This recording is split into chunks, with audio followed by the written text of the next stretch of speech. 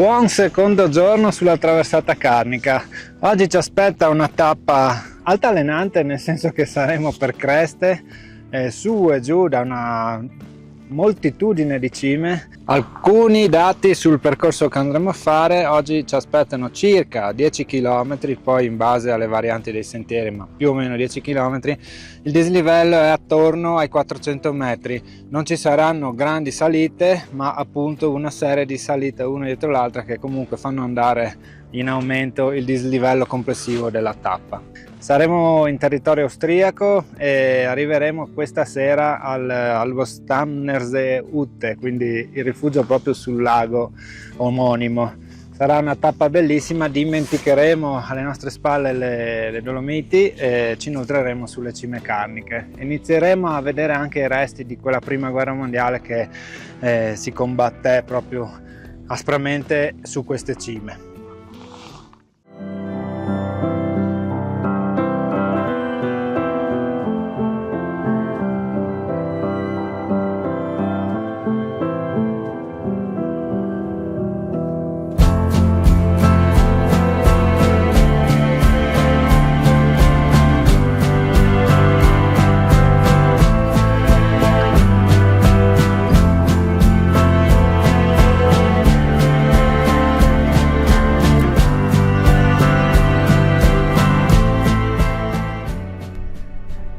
È molto bello questo tratto perché ti senti in bilico tra le Dolomiti e le valli austriache.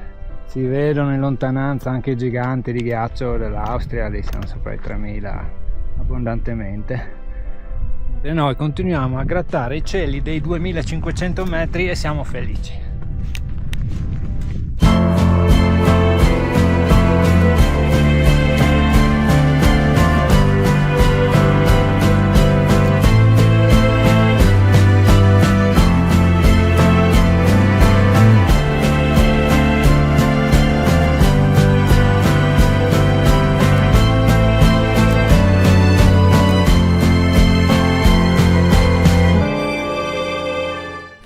Stiamo camminando sul filo di cresta ormai da qualche chilometro e da qualche chilometro stiamo passando veramente una serie di manufatti di origine bellica, a volte incredibili. Qua siamo davanti a un baraccamento di una certa rilevanza. Guardate cosa è stato fatto qua, spostati sassi impilati, questi hanno tutti 110 anni, non il tavolato qua, però immagino almeno.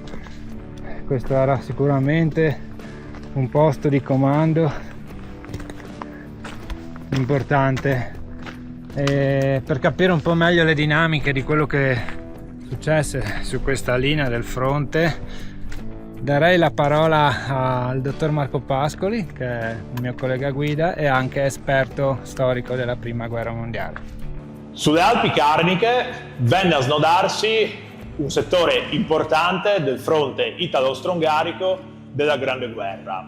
In queste zone per quasi 2 anni e mezzo, infatti, le truppe austro-ungariche e le truppe italiane si confrontarono ad alta quota, sovente sopra i 2000 metri, in un ambiente in cui spesso il nemico principale da affrontare per i soldati era il sopravvivere alle alte quote in tutte le stagioni.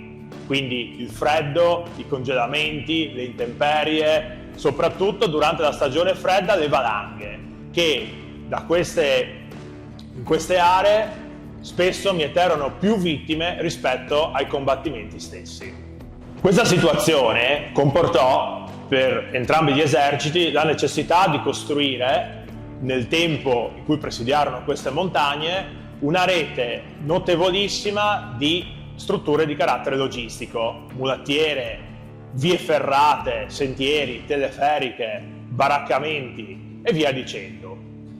Sulle creste in cui ci troviamo, per esempio, possiamo rilevare tutta una serie di mulattiere di guerra che dalla Lesachtal salivano fino al crinale carnico principale dal lato austro-ungarico, e in modo speculare, ma da un punto di vista dell'organizzazione sostanzialmente analogo, possiamo anche riconoscere le mulattiere, i camminamenti, i resti delle teleferiche che salivano sul versante italiano. dalle valli dell'Alto Comerico.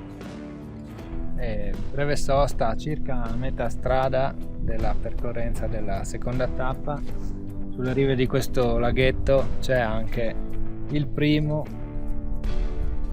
cimitero che ricorda le vittime della prima guerra mondiale. Di fatto, anche ad un occhio non troppo esperto, abbiamo iniziato a trovare lungo il percorso diversi siti, baracche, gradinamenti nel terreno, trincee.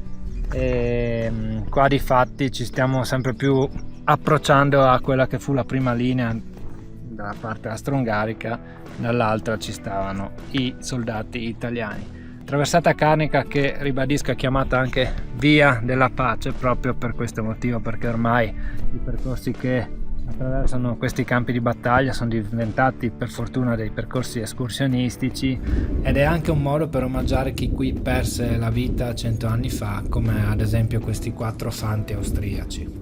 Vi dirò che il sentiero che noi percorriamo sembra veramente che disegni un punto di sutura, dei punti di sutura in queste montagne che a volte effettivamente portano ancora delle ferite di 100 anni fa.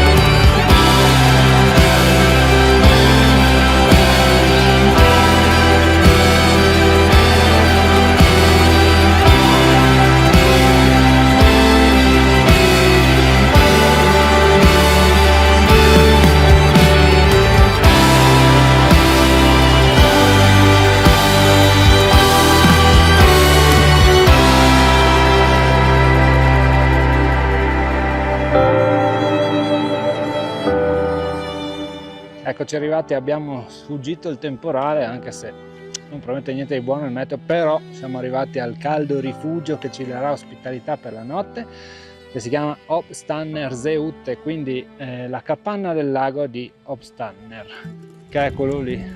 Ci manca un po' di sole, però devo dire che il posto è veramente idilliaco. Quanto ci abbiamo messo? Circa 4-5 ore, e sono 500 metri di dislivello positivo, qualcosa di più in discesa. Una bellissima traversata in cresta.